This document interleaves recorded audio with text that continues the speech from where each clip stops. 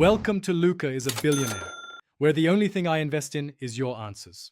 You start now, grab a 9-inch crust and your filling so you use the break efficiently. Preheat the oven to 375 degrees immediately. An accurate oven temperature browns the crust. While it heats, pulse crumbs or roll the dough to line the pan. Press evenly to avoid thin spots.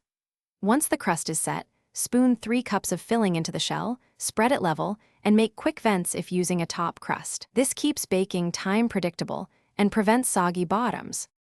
Now focus on control. Level the filling to 1/2 inch below the rim so it won't overflow and will set properly. Brush the crust edge with egg wash to improve color and help the top seal stick, then crimp or flute the edge to trap moisture where you want it.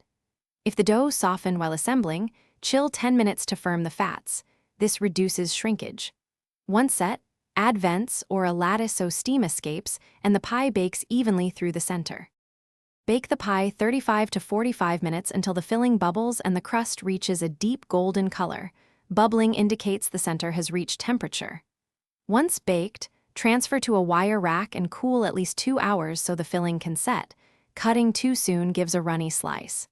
If the crust browns too quickly, tent foil to protect it. If the bottom stays soggy, finish the pie on a lower rack or briefly increase heat to crisp the base. This fixes most finish problems. Thanks for watching and please subscribe. It's the best investment you'll ever make.